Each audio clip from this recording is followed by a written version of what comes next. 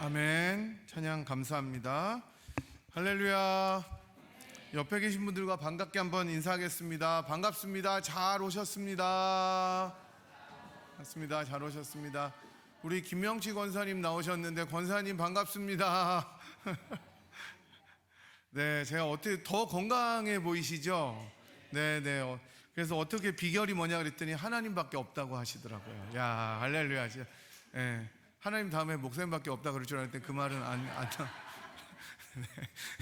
어쨌든 오늘 오셔서 너무 반갑고 감사하고, 또 우리 인도로 출타하셨던, 인도에서 정착하시지 않으시고 다시 필라로 돌아오신 황인건 집사님, 정지영 집사님, 아드님 며느리 잘 만나시고 오셨다고 해서 건강하게 돌아오셔서 또 감사를 드립니다. 이제 내일이면 또 아르헨티나 남미로 떠나셨던 분들이 내일이죠. 내일 돌아오시게 돼서 이제 또 다시 또 풀하우스가 될 뻔했는데, 우리 이장로님, 이인장 원사님 이제 또 이번 주에 또 이제 한국에 잠깐 또 출타 하시게 됩니다. 계속 기도해 주시고 즐거운 여행 되도록, 일단 출타하시면 즐겁게 부담 안 가지고 재밌게 놀다 오시는 게, 그게 저희들을 더 기쁘게 해 주시는 거니까 정말 재밌게 싹 잊어버리고 재밌게 보내고 오시기를 기도해 주셨으면 좋겠습니다.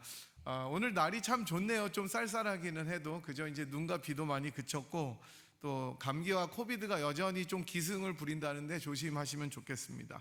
저희는 지난 시간에 누가복음 강해 믿음의 여정 15번째 시간으로 읽지 못하였느냐라는 제목으로 말씀을 살펴보았습니다. 예수님과 바리새인들이 안식일 논쟁을 통해서 성경을 자신의 방식과 관심으로만 읽게 될 때 얼마나 무서운 결과들이 초래되는지, 또 얼마나 그것들이 잘못된 신앙으로 자신들을 이끌어가는지를 살펴보았습니다.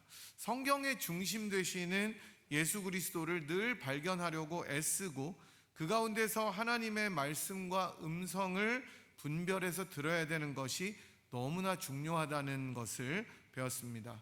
이제 오늘은 믿음의 여정 16번째 시간으로 이 땅에서 하늘을 살다라는 제목으로 말씀을 전하도록 하겠습니다. 오늘 저희들이 읽은 본문은 예수님께서 12명의 사도를 택하신 장면과 더불어서 마태복음에서는 산상수훈의 팔복이 나오는 것과 동일한 내용을 다루는 평지 강화, Sermon on the Plain이라고 하는데, 평지에서 설교하신 것을 다루는 첫 번째 부분을 다루는 곳입니다. 누가는 왜 주님께서 12제자를 사도로 특별히 택하시고 그 다음에 팔복에 대해서 얘기를 하셨을까라는 그 질문을 가지고 오늘 말씀을 들으시면 훨씬 더 좋을 것 같습니다. 예수님께서는 12명의 사도를 부르시기 전에 가장 먼저 하신 일은 기도하신 일이었습니다. 기도하시러 산으로 올라가셔서 밤이 새도록 하나님께 기도하셨다고 나옵니다. 산기도의 효시는 코리안이 아니라 예수님이십니다. 우리들 산기도 옛날에는 참 많이 했던 것 같습니다. 한국에서는, 그죠? 한국에서는 나무 붙잡고 막 간절하게 기도하고, 또 자기의 어려움들이 있으면 무릎 꿇고 막 했던 것 같은데, 뭐 예수님이 나무를 잡았는지 안 잡았는지는 모릅니다. 그런데 어쨌든 산으로 올라가서 기도하셨습니다. 누가복음의 중요한 특징과 주제 중에 하나는 기도입니다. 예수님께서 항상 중요하고 심각한 일을 앞두시고 늘 기도하셨습니다.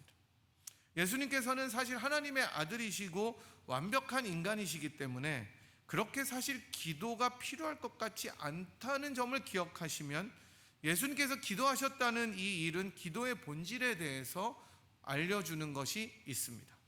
기도는 하나님과의 교제이고 하나님과 의논하는 것이라는 것입니다. 뭔가 신앙의 훈련이나 우리들이 원하는 것을 타내려고 하는 것이 기도라기보다는, 물론 그런 면도 있습니다. 하나님께 마음을 풀어놓고 허심탄회하게 하나님께 묻고 의논하고 그 음성을 듣는 것입니다. 그것이 기도입니다. 밤이 맞도록, 밤이 새도록 기도하셨다는 말은 사안의 중대성이 그만큼 컸다는 것입니다. 여러분, 우리도 처음에는 기도하는 것이 잘 되지 않다가 급한 일이 있으면은 기도 많이 합니다. 오래 합니다. 그럴 수밖에 없습니다. 절박하기 때문이고, 그 일이 중요할수록 기도합니다. 물론 우리들은 예수님처럼 처음부터 기도하지 않는 습관들이 있고 마지막에 몰려야 기도하는 습관들이 있기는 하지만, 그럼에도 불구하고 그 사안이 중요하면 기도하게 되는 것입니다. 어쨌든 기도에 대해서는 앞으로 다룰 내용들이 많이 있기 때문에 이 정도로만 말씀드리고, 우리 모두가 2024년 한 해 무릎으로 주님 앞에 나아갔으면 좋겠습니다. 우리의 마음을 쏟아놓고 갈 길을 의탁하고 주의 인도하심을 받고 나에게 필요한 것이 무엇인지를 주님과 의논하는 그런 저와 여러분이 되기를 간절히 소망합니다. 이제 예수님께서는 많은 제자들 가운데 12명을 택합니다. 제자들이 많이 있었겠지만 그 중에 12명을 특별히 선택하셔서 사도, 어파슬이라고 칭하셨습니다. 12명의 이름은 여러분이 잘 아시다시피 14절부터 17절까지 등장하는데, 주께서 이 12명을 택하신 것은 여러분들이 잘 아시는 것처럼 이스라엘 12지파가 이스라엘 민족을 구성한다면 이제는 이 12명의 사도가 새로운 이스라엘이, 뉴 이스라엘이 된다는 것을 의미하기 때문입니다. 끊임없이 하나님과 맺었던 언약을 파괴하고 하나님을 배반하고 하나님을 알지만 영화롭게 하지도 않고 섬기지도 않고 도리어 우상을 섬겼던 이스라엘이었습니다. 심지어 성전이 파괴되어서 회파되어 버리고 바벨론에게 포로로 끌려가서 돌아온 이후에도 여전히 목이 곧았던 이 12지파로 구성된 이스라엘은 이제 하나님의 구원 역사, 구속사 가운데 더 이상 기능을 담당할 수가 없었습니다. 예수님께서는 이제 그 구속사의 기능이 끝난 이스라엘을 대신해서 진정한 하나님의 백성으로 새로운 이스라엘로 12사도를 세우셨고, 앞으로 이들을 통해 예수를 믿게 될 사람들이 참 이스라엘이 되도록 하신 것입니다. 그래서 12입니다. 그리고 우리 주님께서는 앞으로 이 12로 대표되는 하나님의 새로운 백성 이스라엘을 통해서 자신의 일을 이루게 될 것입니다. 그래서 누가는 사도행전을 또 쓰게 되는 겁니다.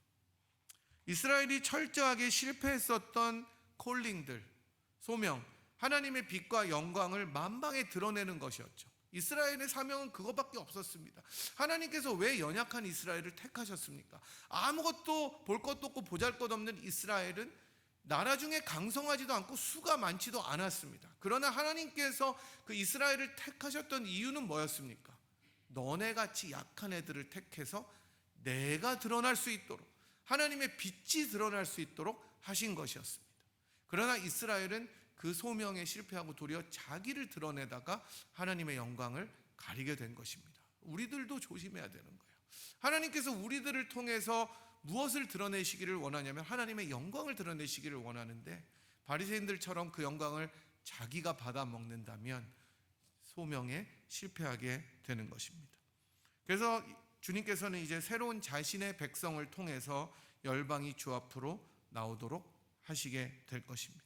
여러분과 저는 그런 존재입니다. 하나님의 놀랍고 귀한 소명을 받았고 사역의 부르심을 받은 자들입니다. 얼마나 영광스러운 일입니까? 여러분과 저에게 하나님께서 하나님의 일을 맡겨주신 것입니다. 그러니 부지런해야 되고, 그래서 바울은 맡은 자들에게 구할 것은 무엇이라고 이야기합니까? 충성이라고 이야기하는 것입니다. 이제 이렇게 12를 택하신 주님께서 그 제자들을 택하셔서 함께 내려오셔서 평지에 서셨다고 17절은 이야기하는데요. 그리고 주님께서는 그들과 더불어 하나님 나라의 일을, 하나님께서 다스리실 때 일어나는 여러 일들을 함께 행하십니다. 치유하십니다. 병든 자들을 고치시고 귀신이 물러가도록 죽기 엑솔시즘 하시고 능력을 베푸시는 일을 함께 하십니다. 주목할 것은 심지어 구약에서 가장 악한 땅의 대표격으로 불리는 소돔과 고모라와 더불어 함께 나오는 그 이름, 두로와 시돈, 거기서도 많은 사람들이 나옵니다. 누가는 이러한 이방인들에게도 구원의 길, 예수님을 믿는다면 하나님의 백성, 새로운 이스라엘이 되는 역사가 있다는 것을 암시적으로 보여주고 있습니다. 그리고 이제 팔복이 등장합니다. 제가 찾아보니까 2020년 후반기에 마태복음의 팔복을 제가 강해한 적이 있는데 혹시 기억하시는지 모르겠습니다. 누가요? 누가 언제 무슨 설교를 하셨나요? 그래서 목사들이 먹고 사나 봐요. 네. 여러분 만약에 다 기억해서 2020년에 기억했는데 그거랑 겹치는 게 좀 있습니다. 그럼 제가 얼마나 쫄리겠습니까? 그런데도 제가 읽어보고 안 겹치게 하느라고 참 고생했습니다. 그래서 제가 양심은 좀 있습니다. 울고 먹으면 안 됩니다. 그때는 마태복음이었지만 오늘은 누가복음에 등장하는 팔복이고, 오늘 이 팔복에서 특별히 우는 자가 웃게 되고 웃는 자가 울게 된다는 것은 제가 학위 논문에서 쓴 내용입니다. 그걸로 250페이지를 썼는데, 그러니까 저한테 누가복음 다 물어보시지 마세요. 6장 21절 하반절, 6장 25절 상반절만 물어보셔야 알고, 몰라요. 그게 그 박사학위들의 함정입니다. 딴 데는 많이 몰라요. 그래서 누가 그랬대잖아요. 로마서 8장 좀 설명해 주세요. 제가 로마서 8장 1절은 아는데요, 2절은 모르고 10장은 더 모르고 뭐 이런다고 합니다. 그게 이제 현대의 학문의 트렌드인 거죠. 어쨌든 그래도 반가웠습니다. 영어로는 4개, 여기는 이제 마태복음에서는 8가지 복을 이야기를 하는데, 누가복음에서는 4가지 복을 이야기하고 4가지 화를 이야기합니다. 4가지 blessing, 4가지 words, 이것을 이야기합니다. 영어로는 이것을 팔복을 beatitudes라고 이야기를 하는데, 여기서 제가 이제 뭐 하나하나 다 다루기는 힘들고요, 팔복 전체에 대해서 자세하게 다루기는 어렵기 때문에 오늘은 전체적인 것만을 가지고 말씀을 드리겠습니다. 마태복음의 팔복은 예수님께서 산 위에서 베푸신 설교, 교훈이어서 뭐라고 부릅니까? 산상수훈이라고 부릅니다. Sermon on the Mountain이라고 부릅니다. 누가복음의 팔복은 예수님께서 17절에서 말씀하셨듯이 평지에서 제자들과 함께 베푸신 설교이기 때문에 평지 강화, Sermon on the Plain이라고 이야기를 합니다. 또한 누가복음, 마태복음의 팔복이 아니라 아까 말씀드린 것처럼 4개의 복과 4개의 화를 보여주죠. 마태가 8개의 복을 말한다면 누가는 4개의 복과 그와 똑같이 반전이 있는 화를 이야기합니다.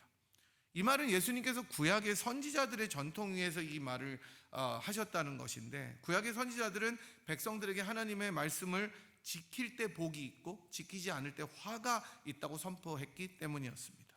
그런데 우리가 주목해야 될 부분은 이러한 팔복은 마태복음, 누가복음 모두 예수님께서 누구를 향해서 하신 말씀인가? 바로 제자들을 향해서 하신 교훈이나 설교였다는 것입니다. 그러니까 프라이머리 타겟이 제자들이었다는 것입니다. 물론 많은 사람들이 들었겠지만 제자들에게 1차적으로 가르치셨다는 것은 20절처럼 예수께서 제자들을 보시고 이르시되 이렇게 나오기 때문입니다. 따라서 제가 앞서 말씀드린 것처럼 왜 누가는 12사도를 택한 이야기 다음에 이 팔복이 포함된 평지 강화를 그 다음에 두었을까에 대한 답이 여기에 있습니다. 팔복은 비그리스도인들을 향한 것이 아닙니다. 이것은 바로 새로운 이스라엘, 예수를 믿는 사람들을 향한 교훈이라는 것입니다. 저와 여러분들을 향한 이야기라는 것입니다.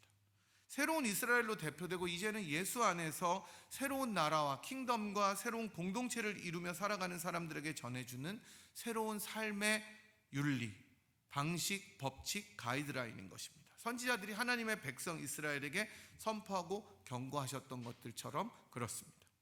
이 팔복의 특징들 가운데 여러분들이 아셔야 될 중요한 포인트는 이 팔복은 우리가 행해야 될 무엇이 아니라는 점입니다. 영어로 말씀드리면 투두 리스트가 아닌 거예요. 내가 뭘 해야 되고 뭘 해야 되고 뭘 해야 되는 것이 아니라는 것입니다. 그러니까 우리는 가난하게 되려고 무엇을 해야 되고, 울기 위해서 무엇을 해야 되고, 의를 위해서 굶주리기 위해서 무엇을 해야 되는 것이 아니라는 말입니다. 도리어 이 팔복은 신자들의 상태를 말하는 것입니다. 신자들의 정체성, 아이덴티티를 말하는 것입니다. 신자들의 특징이고 신자들은 바로 이런 사람들이다라고 주님께서는 가르쳐 주시는 것입니다. 즉 이미 already 주어진 것입니다. 여러분과 저는 그런 사람들이라는 것입니다. 가난한 자요, 우는 자요, 의를 위해서 핍박을 받는 자요, 목이 마른 자고 배고픈 자들이 되었다는 것입니다. 예수를 믿기 때문에. 물론 우리들이 언제나 이런 특징을 항상 드러내며 살지는 못하는 것이 현실입니다. 하지만 팔복은 동시에 우리들이 이미 이 정체성을 받았지만 마지막 날에 예수께서 오실 때에 완성될 신자들의 모습이기도 합니다. 주께서 다시 오셔서 이 세상을 완벽하게, 완전하게, 온전하게 하시는 날 하나님의 백성들은 하나님의 나라를 완전히 소유하고 완전한 웃음이 있게 되고 완전한 만족과 평안을 얻게 될 것이기 때문입니다. 따라서 팔복은 이미 이 땅에서 우리들에게 주어졌지만 동시에 아직까지 완벽하게 얻어지지는 못한 already, not yet, 이미 그러나 아직의 현실을 말해주는 것입니다. 우리는 이미와 그러나 아직의 긴장을 살고 있습니다. 팔복의 내용들을 보면서 우리가 깨닫게 되는 것은 신자들이 가지고 있는 이 복은 이 땅의 가치관과 패러다임을, 그리고 이 땅에서 가장 소중하다고 중요하다고 생각되어지는 것들과는 완전히 다르게 표현되고 있다는 것입니다. 이 땅에서 말하는 복은, blessing은 복 많이 받으세요 그러면 가난하게 되세요입니까? 아니에요. 부자가 되는 것입니다. 복 많이 받으세요 그러면은 배고픈 게 복입니까? 주림과 목마름이 복입니까? 그것보다는 배부름과 해갈이 복입니다. 우는 것보다 웃는 것이, 핍박보다 안정이 복이라고 세상은 이야기합니다. 그 어느 누가 이것과 반대되는 것을 소망하고 살아갈 수가 있겠습니까? 제가 오늘 여러분들에게 여러분 참 가난해지기를 주님의 이름으로 축원합니다 그러면 집에 갈 때도 굉장히 찝찝할 거예요. 지금 목사님 오늘 왜 그러시나? 여러분 오늘 하루도 굉장히 배고프게 살기를 주님의 이름으로 간절히 축원합니다 이래 보십시오. 얼마나 기분이 찜찜하겠어요. 분명히 무슨 의미가 있기는 있는 건데 껄쩍지근할 거 아닙니까? 그게 이 땅에서 살아가는 가치입니다. 하지만 우리 주님께서는 예수 안에 있는 신자라면, 즉 참된 하나님의 백성이고 새로운 이스라엘이라면 참된 복은 이 세상의 가치와 기준에 근거하지 않다는 것을 말씀합니다. 도리어 이 세상에서 말하는 복이라는 것이 천국 백성들에게 화가 될 수 있다는 것을 24절부터 대조적으로 말씀해주고 계십니다. 이런 이유 때문에 우리는 신자들을 오늘 설교의 제목처럼 이 땅에서 하늘을 사는 사람들이라고 부를 수가 있는 것입니다. 이 땅에 발을 딛고 살아가지만 하늘의 가치를 소유한 사람들, 이 땅에서 내가 살고 있지만 하늘에 눈을 두고 가는 사람들, 그래서 세상을 살지만 세상과 하나가 될 수 없는 사람들이 바로 저와 여러분이라고 예수님은 말씀합니다. 저는 개인적으로 누가복음의 이 네 가지 복과 화를 요약하자면, 그래서 도대체 이게 무슨 말인가 라고 물어보면 이렇게 말할 수 있을 것 같습니다. 예수가 필요한 사람들인가 아닌가, 여기에 핵심이 있다고 생각합니다. 누가는 마태복음과 달리 가난한 자는 복이 있나니 하나님의 나라가 너희 것임이라고 말하면서 마태복음의 심령이 가난한 자에서 심령이를 빼버립니다. 누가복음에서 나오는 이 가난한 자들, 더 poor은 굉장히 중요합니다. 1004개의 복들 가운데 가장 먼저 나오는 이 가난한 자는 그 다음부터 나오는 줄인 자, 우는 자, 핍박받는 자들 모두를 아우르는 개념입니다. 누가복음에서 가난한 자는 대부분의 경우에 사회적으로 소외되고 주변부에 있는 자들을 이야기합니다. 지금까지 예수님께서 찾아가셨고 예수를 필요로 했던 사람들, 죄인들이고 세리들이고 창녀들처럼 예수가 필요한 사람들을 이야기합니다. 반면에 부한자들은 예수가 전혀 필요 없는 사람들이었습니다. 부한자들, 바리새인들, 예수가 없어도 괜찮은 사람들. 결국 가난한 사람들은 가장 치유가 필요하고 예수가 간절했던 사람들이었습니다. 반대로 부한 자들, 웃는 자들, 핍박이 없고 늘 위로와 안정이 넘치는 가득한 기쁨이 넘치는 자들의 삶에는 특별히 결핍이 없어요. 평안하기 때문입니다. 지난번에도 말씀드린 것처럼 어떤 악인들은 죽을 때도 너무나 평안히 죽고 심지어 눈도 살이 찐다고 했습니다. 하나님이 인생에서 별로 필요가 없어요. 그냥 하나님은 들러린 거예요. 잘 돌아보면 내가 너무 괜찮고 내 삶이 너무 편안하니까 주님은 그냥 있으면은 괜찮고 없어도 그만인 사람들이 심지어 신자들 가운데도 많이 있습니다. 주님이 없어도 그렇게 아쉬울 게 없어요. 현대의 그리스도인들이 이런 모습으로 살아가는 것이 얼마나 많이 있습니까? 팬데믹 이후로 더 그렇게 된 것 같습니다. 연락에 진짜 힘들게 어렵게 일해봤자 허무한 거예요. 그러니까 주님을 의지하자가 아니라 차라리 내 삶을 즐기자. 여러분, 필라델피아에 11시까지 하는 식당이 없습니다. 이제 아시죠? 다 8시, 9시면 문 닫아요. 그래서 제가 무슨 모임하러 뉴저지 갔더니 똑같아요. 그러니까 늦게까지 해봤자 별거 없더라는 거예요. 그러니까 일찍 닫고 내 삶에 집중하자. 그렇게 골머리 썩고 힘들게 살아봐도 허무하니까 주님께로 돌아가자가 아니라 내 삶을 만족해 하자. 이게 트렌드가 되어버린 것입니다. 나를 돌보지 않고 너무 일만 하다가 나를 놓치는 것도 물론 돌아봐야 하지만 진정으로 소중하고 핵심적인 가치가 무엇인지 우리가 생각해 봐야 되는 것입니다. 삶의 본질은 무엇인가? 그래서 오늘 본문의 4개의 복과 화는 우리들에게 도전합니다.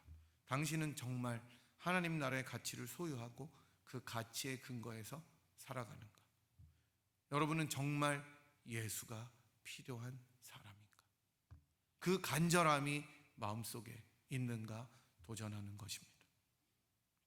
앞서 말씀드린 것처럼 새 이스라엘인 우리들은 이미 주님이 필요한 자로 부름 받았습니다. 우리들의 인생 속에 주님이 안 계시면 그것처럼 허무한 것이 없습니다. 어거스틴이 얘기한 것처럼 내 가장 공허함을 채울 수 있는 분은 예수밖에 없기 때문입니다. 그게 우리들의 정체성입니다. 우리들의 삶 속에서 그래서 늘 주님을 필요하고 갈망해야 합니다. 이게 참 신자의 모습이에요. 만약 그렇지 않고 여전히 다른 이 세상의 것들과 가치들을 더 목말라 한다면 우리는 나의 나됨대로 살아가지 못하고 있는 것입니다. 사랑하는 여러분, 여러분은 하나님께서 여러분들을 부르신 그 부름에 합당한 자로 살아가고 계십니까? 예수님을 더 알아가려고 날마다 몸부림치고 그분을 정말 목말라하고 간절함으로 그분을 향한 눈물을 가지고 살아가십니까? 아니면 여전히 나를 부르신 그 부르심과는 동떨어져서 다른 만족함과 가치들에 더 시선을 두고 살아가십니까? 여러분들이 지금 어디로 향하고 계십니까? 페르난도 오르테가라는 분이 불렀던 노래 중에 Give Me Jesus라는 노래가 있는데요, 가사는 다음과 같습니다. 가사를 띄워주시면 같이 보도록 하겠습니다. 영어는 제가 안 읽고 한글로 읽을 테니까 영어도 한번 보시기 바랍니다. 아침에 내가 일어날 때에, 아침에 내가 일어날 그때에, 아침에 내가 일어나는 바로 그때에 예수님을 원합니다. 예수님을 원합니다. 예수님만 원합니다. 당신이 이 세상을 다 가져가셔도 난 예수님만 원합니다. 2절입니다. 내가 홀로 있을 때에, 내가 홀로 있을 때에도, 내가 홀로 있는 그때에도 예수님을 원합니다.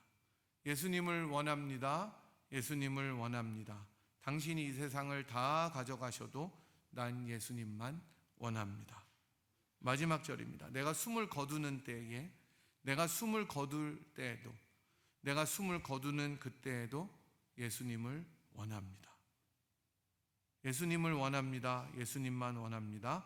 당신이 이 세상을 다 가져가셔도 난 예수님만 원합니다. Give me Jesus. 사랑하는 여러분, 우리 모두 주님을 원하고 갈망하면 좋겠습니다. 아침에 일어날 때, 밤에 잠을 잘 때, 그리고 이 세상을 우리가 등지며 하나님 앞으로 나아갈 그때에도 우리들의 유일한 소망은 가사의 고백처럼 이 세상이 끝나고 숨을 거두는 그때에도 나의 모든 소망, 나의 모든 소원이 오직 예수다 라고 고백했으면 좋겠습니다. 그 예수님께 목마른 우리들이 되었으면 좋겠습니다. 이 땅을 살지만 하늘을 바라보고 우리 모두가 예수만이 나의 모든 필요임을 깨닫고 고백하며 주님을 사랑하는 여러분과 제가 되기를 주님의 이름으로 간절히 축복합니다. 시간에 우리 함께 들으신 말씀 또 부르신 찬양 생각하면서 주님 앞에 기도하겠습니다. 하나님, 내 인생에서 주님이 가장 필요한 분이 되게 인도하여 주시고 주님을 목말라 하게, 주님을 정말로 주려하는 인생이 되게 하여 주시고 주님께 부른 찬양처럼 한 걸음 한 걸음 더 가까이 천국문에 이를 때까지 가까이 하고 나아가는 인생 되게, 그러한 우리 가정 되게, 우리 교회 되게 인도하여 주시옵소서. 주님을 더 깊이 사랑하는 그런 사람이 되게 하여 주시옵소서. 우리 함께 한 목소리로 주님 앞에 기도하도록 하겠습니다. 함께 기도합니다. 하나님 아버지, 우리들은 주님께서 부르심으로 이 땅에서 가난하고 울고 때로는 연약할 때가 있지만 하나님의 나라를 유업으로 받을 뿐만 아니라 또한 가장 좋은 것으로 체험을 받게 될 복된 인생임을 인하여 감사를 드립니다.